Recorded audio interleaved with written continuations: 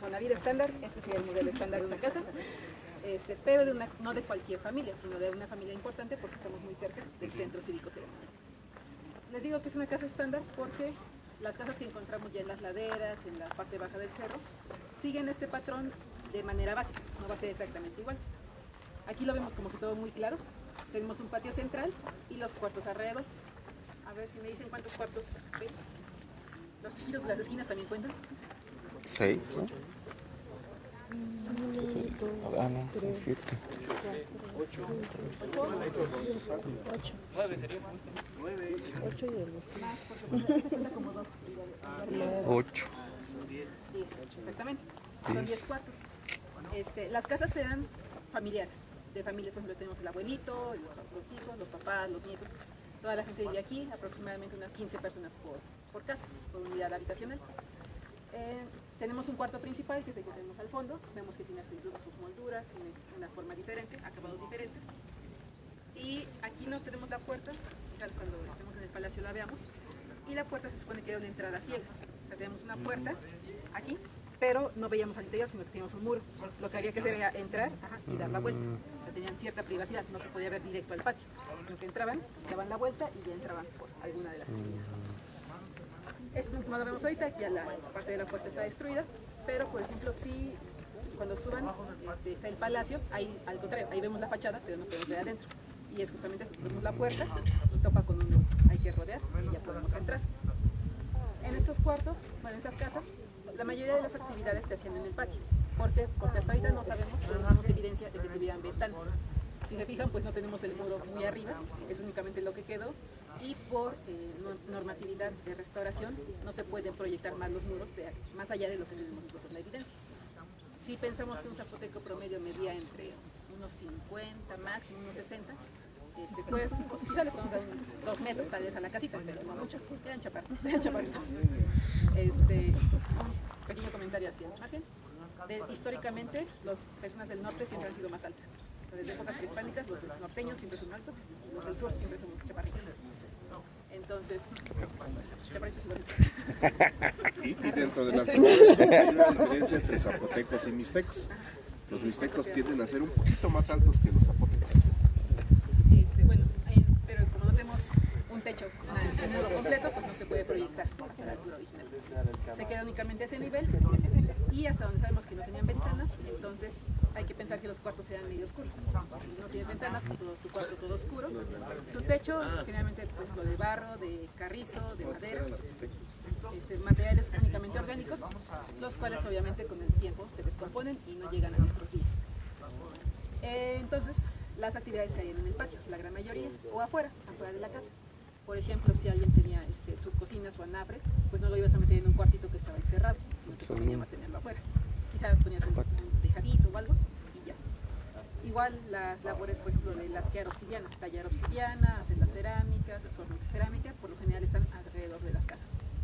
Aquí no tenemos hornos de cerámica, pero en casas ya en las laderas, pues sí tienen sus hornos afuera de la casa. Otro aspecto muy importante es esa puerta que está ahí, que es la tumba. Las tumbas son casi las cosas más importantes de las casas zapotecas. ¿Por qué? Porque no todas las poblaciones prehispánicas tenían tumbas de este tipo. Cada región, cada área cultural de Mesoamérica tenía sus propias tradiciones. En el caso de Oaxaca y particularmente de Montalbán, pues destacan mucho las tumbas que son familiares. Todas son subterráneas y, por ejemplo, esta es de las más importantes porque tiene pintura mural. En la fachada tiene una escultura del dios Pitao-Kosovi, que es el dios del maíz. Entonces prácticamente es como una casita, pero subterránea.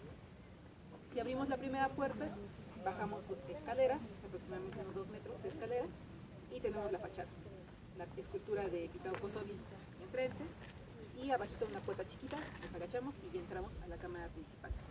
En la cámara principal está decorada con pintura mural. Sobre las paredes se aplicó una capa de estuco muy ligera para emparejar la superficie y ya sobre ella se pintaron con pigmentos minerales, amarillos, ocres, rojos, derivados de los óxidos, negro del carbón y algunos matices como verdes, azules, similares en composición química al azul maya, pero no es exactamente igual. En este caso de esta tumba se supone que representa los ancestros, una especie de pareja de ancestros que van entrando hacia el fondo de la tumba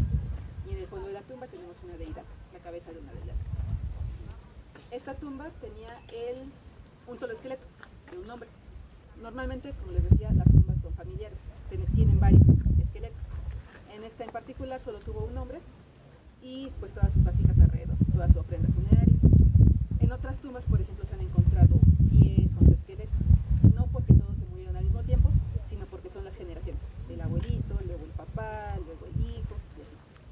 También es importante que en las tumbas no se ponía a toda la familia, se ponía generalmente pensamos nosotros, al fundador del linaje o al cabeza de familia. ¿Por qué? Porque casi siempre son hombres y adultos. Muy rara vez encontramos mujeres adultas y casi nunca 2, 3, 4 casos de niños o adolescentes. Esos eran muy raros. Las mujeres y niños se enterraban en los pisos de los cuartos.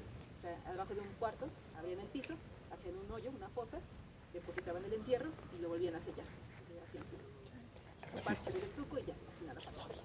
Pero entonces, tanto en patio como en cuartos, teníamos a las mujeres y a los niños y los hombres en la tumba. En las tumbas igual, por ejemplo, se pueden encontrar muchos esqueletos.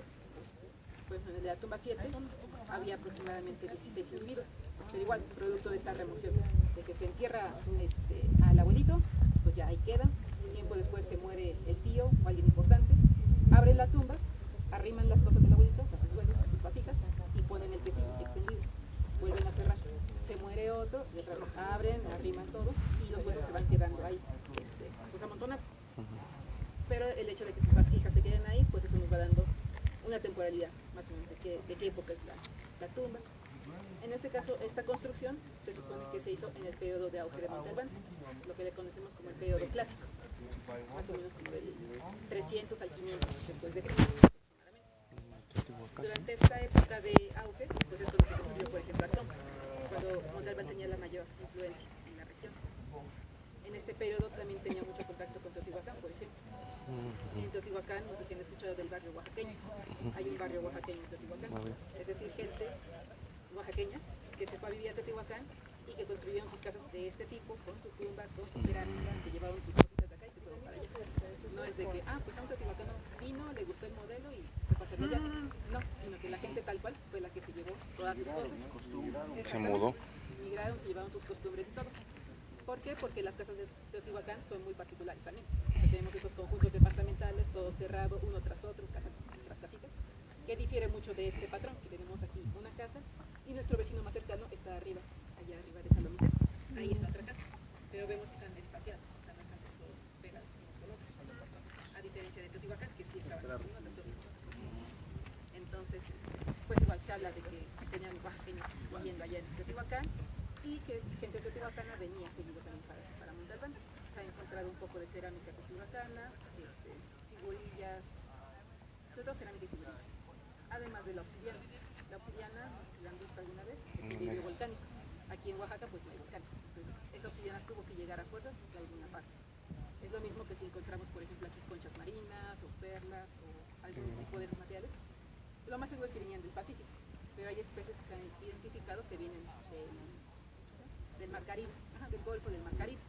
Entonces pensar que pues sí estaban separadas unas de otras, pero no estaban aisladas. O sea, eran comunidades que estaban intercambiando productos, intercambiando experiencias, intercambiando conocimientos. ¿Qué más? Bueno, de la tumba, la entrada es por la primera puerta, tenemos una antecámara y en sí el fondo de la tumba llega hasta la segunda parte. O sea, sí es una construcción bastante grande y se piensa que pues incluso antes de hacer la casa se tenía planeada la tumba. Que acabas tu tumba perfectamente, ya puedes construir encima de tu casa. Y otro aspecto es ese huequito que está ahí en esa compañera. ¿Qué creen que sea? Posiblemente son drenajes ya sean para dirigir el agua, en este caso la ladera, o se ha propuesto que incluso se podían cerrar y como vemos que está en desnivel para acumular agua en los patios.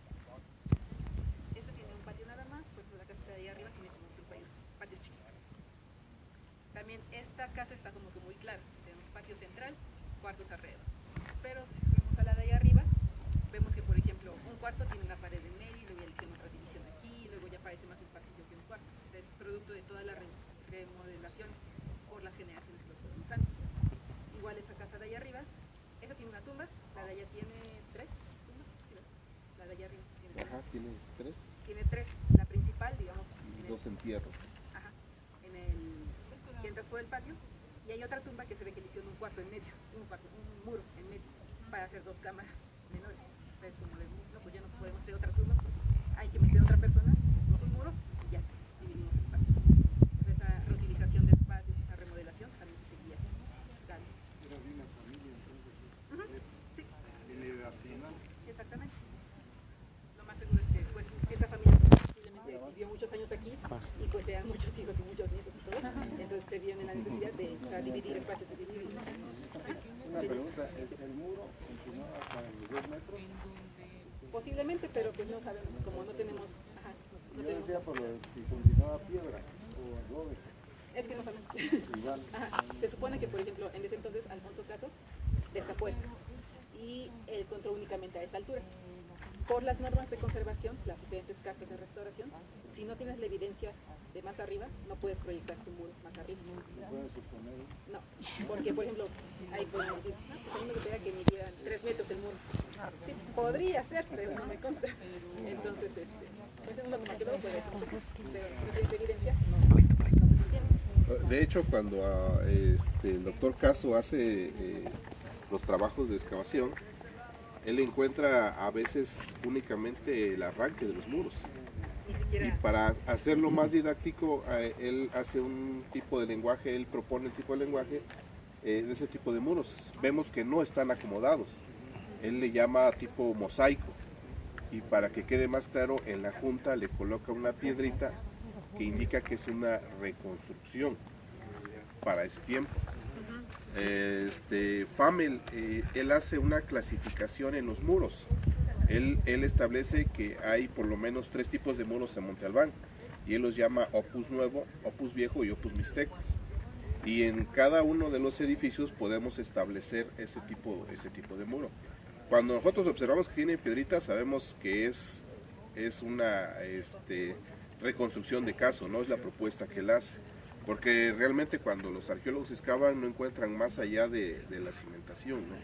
Y eso nos ha tocado ver en los salvamentos que hacen fuera del polígono de la zona arqueológica, donde encuentran las casas, los entierros, las ofrendas, y lo único que podemos observar es el arranque de los muros, siempre son los arranques de los muros, no hay más, ¿no? por ejemplo, si miran alrededor de ahí, eso no tiene piedritas en la junta. Ese estaba así originalmente. Venimos para acá, esto ya fue una proyección quizás de este muro, pues llega hasta acá y de la vuelta, no puede ir más allá. Pero en lo que no tiene piedra, sería lo original. Y ahí es cuando vemos que mucho, realmente, muy poco quedó del original. La mayoría son proyecciones que se han hecho para que la gente entienda cómo eran las casas, cómo eran los edificios. Porque eran los mogotitos encimados. No deberíamos formar realmente. Ahora, por ejemplo, vemos el estatus de la vivienda cuando observamos la decoración en ciertas habitaciones que marcan la importancia del espacio, como en aquella donde tiene una especie de descanso, luego una especie de talud y luego viene una moldura, ¿no? Y así en diferentes viviendas que encontramos hay ciertas características que hacen que la vivienda se personalice para la persona que vivió ahí. Son como pequeños detalles, ¿no? en cada vivienda. Considera que por ejemplo se estaba viendo estuco y pintado, o sea, con revocado, pintado de colores, generalmente blanco, rojo, no como el color piedra que lo vemos hoy, casos bastante coloridos. No siempre se conservan los pigmentos, pero en algunos momentos sí llegamos a ver. Pero no.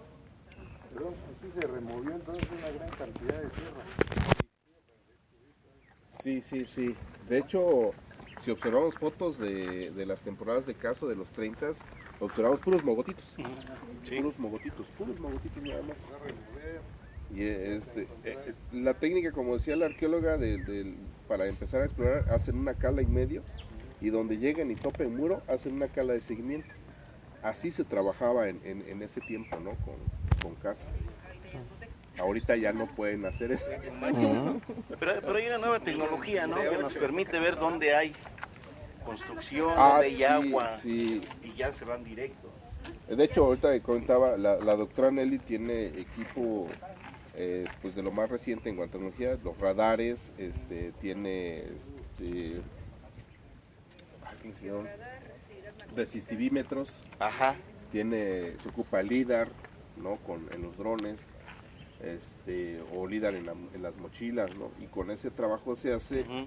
y no requieren limpiar tanto, y puede, de acuerdo a la interpretación de los datos que tienen, identificar si hay subestructuras más abajo o no. Es como que sí es Incluso más las claro. formas de la Sí, estructura, ¿no? sí. Podemos encontrar, por ejemplo, un juego de pelota, saber por la forma. Tuvimos la oportunidad de estar ahí con la doctora y con los especialistas y nos mostraron todos esos Sí, equipos, hace algunos años. fue el proyecto de 2017, Mm. de restauración de los edificios Sí. afectados por el sismo. Sí, está muy interesante la nueva tecnología para Sí, eso ya te ahorra, digamos, pues la cala, porque a final de cuentas no se puede saber así cierta hasta que ya lo... Hasta que lo estaba. Sí. Es bien curioso porque a la doctora le tocó el sismo del 99, el 30 de septiembre, estando ella como directora Ujú. en la zona, y armó un equipo. Y era bien interesante porque de los que estaban en ese tiempo solamente tenía un arquitecto restaurador y un arqueólogo restaurador en la maestría, ¿no? Nada más. Todos los demás eran arqueólogos casi recién egresados, ¿no? En ese tiempo todos los arquitectos o la mayoría de los arquitectos andaban ocupados con lo del sismo en la Mixteca, Ujú. con el famoso Fonden. Sí. Entonces casi no había quien se interesara en la arqueología o en la restauración de la arqueología. Entonces, la doctora conforma ese equipo y nos toca formar parte, pero como dibujantes. Ujú. Pues tenía un equipo de dibujantes que íbamos en los edificios haciendo el levantamiento piedra por piedra de los edificios, y estamos hablando de los 2000, del